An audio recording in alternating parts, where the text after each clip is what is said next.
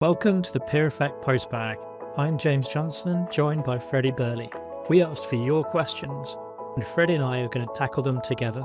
These aren't theoretical case studies, it's the stuff that's keeping you up at 2 a.m. Let's get answering. So, welcome to the Peer Effect Podcast. I'm James Johnson. And I'm Freddie Birley. So, how's it going? How's the last week been? Well, I sounds like silly saying, but I got injured by my four-year-old. Oh, classic. Our heating broke and he was spending the night in our bed. And I woke up at sort of 3 o'clock in the morning. He'd need me in the back. No. And I was like, that was quite sore. I didn't think much of it. And then the next day I was sort of trying to go for a run. I was like, this is not working. And it turns out that actually they're quite dangerous for you. You managed to displace my rib. They should come with a warning sign. Oh my gosh. Wait, so he displaced your hip? Rib. Yeah. Wow. It was actually slightly less serious than it sounds. Basically, your body kind of overreacts to trauma. You've got these things. He did tell me, the osteopath did tell me like the actual details of this. But so when you hear something technical, what's been said and what you receive is two very different things. Totally. So the non-technical version is there's something in between your ribs, which like a muscle or something, that if hit in the right way, particularly when you're sort of not tense, can overreact. So basically that then swells up and pushes your rib out of alignment. And then your body goes, oh, that's not good, because your heart and your various other important stuff's around there. And So how's it now? Sore. Sore. Oh, but sorry. No running. No running. No weights apparently. So you shouldn't stop doing stuff. Who knew? Who knew you needed to heal? Who knew? But it was actually weirdly sort of validating when I went to see the osteo and he was like, no, this is a thing. Like you're not being pathetic. Yeah. Yeah, you're like, I'm allowed to complain. Yeah. This is intense. This hurts. Golly. So, question from Jack, which I think lots of people can relate to. My best performing team member is also my worst behaved. What should I do? God, it's a tough one, isn't it? Yeah, because like you see the performance, you're like, I rely on this person for the performance. Unfortunately, I can't rely on their performance. Like it's kind of, I see that behavioural thing playing out twice. I mean, how Jack's saying it, but sometimes it's behaviour. But you can't rely on performance because someone is unreliable, and therefore their behaviour is like they'll do it sometimes, they won't do it other times. Yeah. And sometimes the way they go about doing it is toxic for the rest of the business. Yeah. Truthfully, both of those behaviours are toxic for the business because if you can't rely on their performance, you need to plan as if it won't happen. Yeah. Which is debilitating, and you have to go slower. And if their behaviour is toxic, then it impacts everyone else's performance and sets the wrong benchmark for everyone else. So I think it's a very hard situation to be in. Yeah. And I personally feel that underbehaving is more detrimental than underperforming because underbehaving affects everyone, whereas underperforming is sort of contained. Yeah. But sometimes you do have, and it sounds like Jack does, someone who's so critical, their performance is so critical that you almost feel like you can't replace them. Like you know instinctively that you should, but it's like it might be a sort of a technical person or a salesperson. Might be like sometimes it's your top performing salesperson or your most key developer, and it's like, what do I do then? And I think the answer is still the same. I just think the timing shifts for me. So I think the sort of action is flag the behaviours to the person. Often people have not ever had that conversation because they're used to being so good at their job, no one's ever raised it with them. That can be difficult because you don't like talking about behaviour, they don't like receiving it. But if you can get that clarity and can say what is acceptable, what is not, that is the ideal solution. But sometimes you have that conversation, there's no acceptance, and therefore you're like, okay, what now? Yeah. I think then the answer is if you can't change behaviour, you do need to change the person because the impact on the rest of the team is so key. Yeah. I think the thing that varies there is the timing of it. Because if they're so critical, like you can't just remove your top performing salesperson or your key developer at that moment.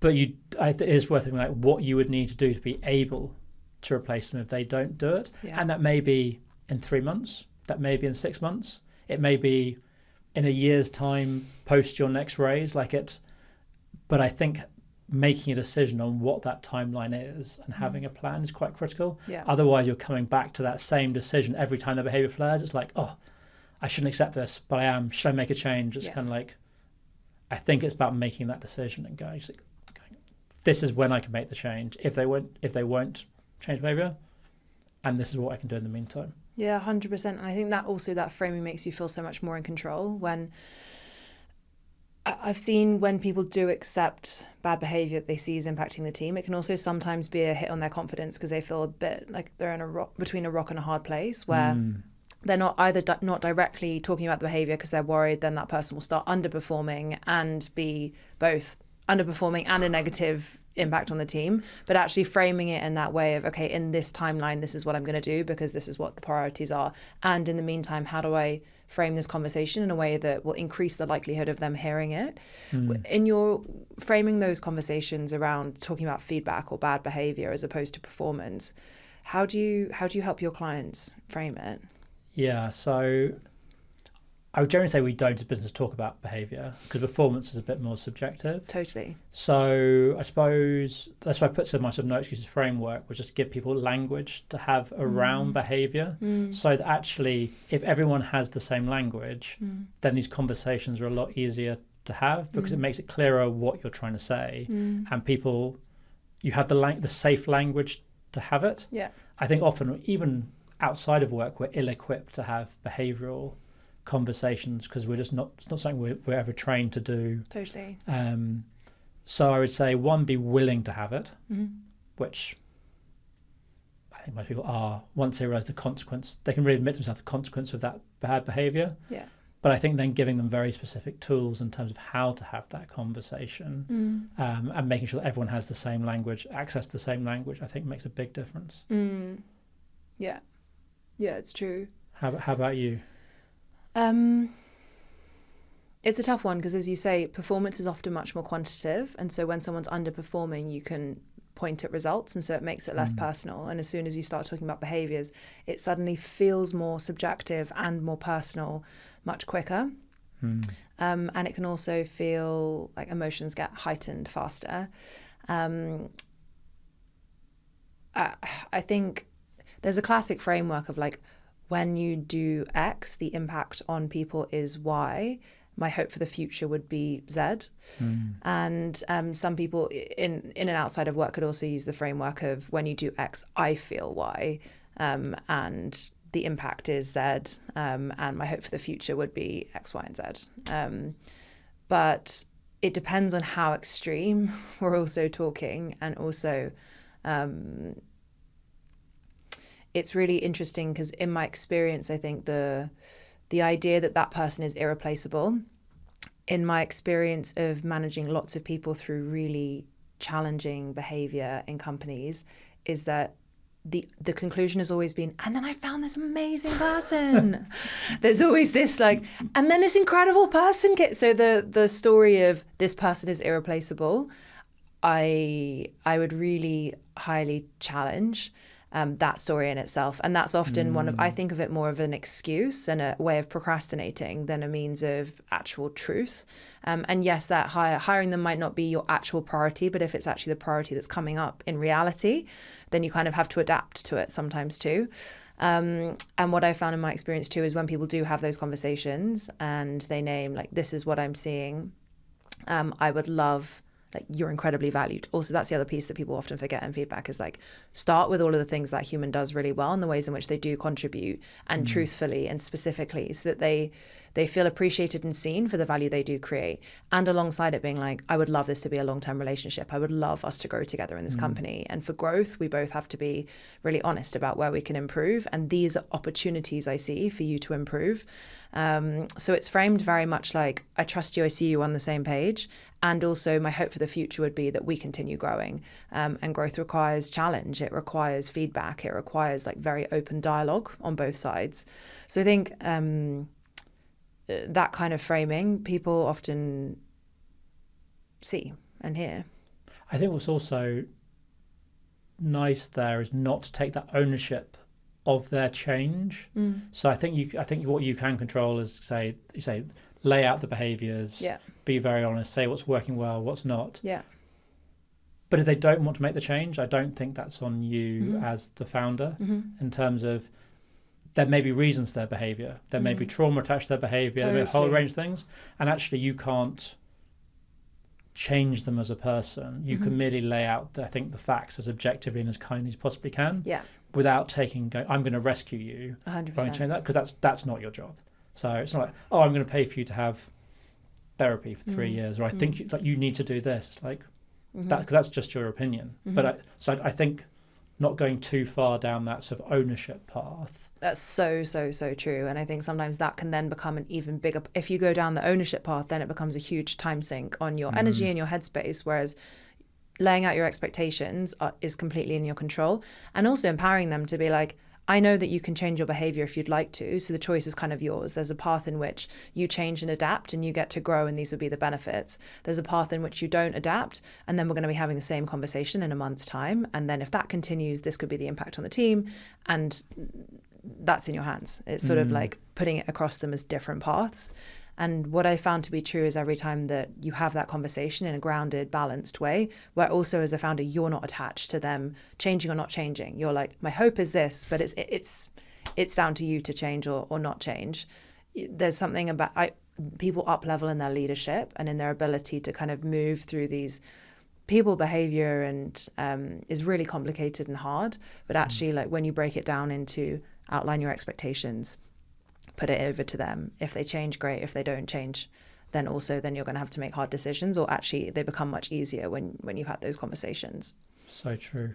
And what would you say then about the fear of, I'm going to have the conversation and actually I'm going to sort of crystallize a problem that I could sort of get away with not crystallizing. So I might trigger them into sort of, switch from bad behavior, good performance, to bad behavior, bad performance. Or there might not be a change, or how would you address that? It's you're accelerating clarity. When you're procrastinating over not having the conversation, if you know it's important, and that there's a voice inside of you, right? As you're scaling a company, there are so many different priorities, and there are lots of different fires at different times. And when you take a step back and you think, what are my key priorities? You'll know whether this is sitting within that, or if it's not. And so if it does sit in the bucket of, no, this is a key priority and a problem I need to address now, and therefore having the conversation is important, then crystallizing that a problem is a problem, then either they have the opportunity to change and adapt, or they have the opportunity to not change, and then you've got your answer. And so what I'd say is, like, if you're on the fence, do I have the conversation, do I not? Like asking yourself, is this a key business priority right now? And if intuitively you know it is as well, then it enforces growth and it enforces clarity. Yeah, and I think if you have the conversation the right way, you've got the best chance of at least it not being a detrimental thing to do. Yeah. It can only be positive. At least you get clarity. You get clarity for yourself. Yes. I always think we underestimate how much headspace these things take up in. 100%. If I go back to sort of, there's one person in my career who I used to probably spend every management course I went on, I'd use them as an example. I'd probably think about the most weekends, like how I could fit, like what I was doing wrong, how I could change, what I could fix. Yeah. And it probably went on for about a year where I was like, yes. Oh, and I wish I've subsequently learned to have that conversation way quicker, because it uses up way too much energy and thought time, and so that the hidden cost of not having that conversation and the impact on you as the founder in terms of your enjoyment, your motivation, like, are you excited about your team, are you excited about the future? Yeah. Because that's a landmine that every Monday you're probably going to step on once that week. Completely. And I think you also respect yourself a lot after you've had the conversation in the right way. If you practice, you framed it well, the first couple of times you do it, and like exactly like you're saying, I think we've all had a couple of big teachers or people who are really tough to manage, or you've been on the receiving end of really challenging management. And so I think often those people teach us a lot about the discomfort, yes, of leaning into those conversations, but then the power and the clarity that comes from the other side. And then each time you have the conversation, also it's an opportunity to practice getting better at having it. And the more skilled and kind of it's a competency, it's a skill giving good feedback. And so the more you do it, the more competent you become, the less emotional it is, the less deep it is. It's just like it suddenly becomes, this is essential for our performance as a company. And if I can't demonstrate that behavior as a founder, then I can't expect my team to do it. And so I'm going to have to lead the way on this. And everyone finds it uncomfortable. Everyone spends more time thinking about it than they should when they haven't done it very much. And then it just becomes easier and easier as you go. Yeah, I think it's probably a nice point to finish on, just the necessity the skill that needs to practice. Yeah. But have those conversations when you're prepared. Totally. Because they are tricky conversations. Yeah. You probably do have emotion attached to it. The person you're speaking to has emotion attached to it. Yeah. The more prepared you are, the better environment you have it in, the clearer you are in terms of what the outcome looks like and what's good and what's not, which again comes down to good preparation, the higher the chance of success, I think. Yeah, 100%. Amazing. Awesome. Well, for everyone listening, we'll look forward to seeing you next week.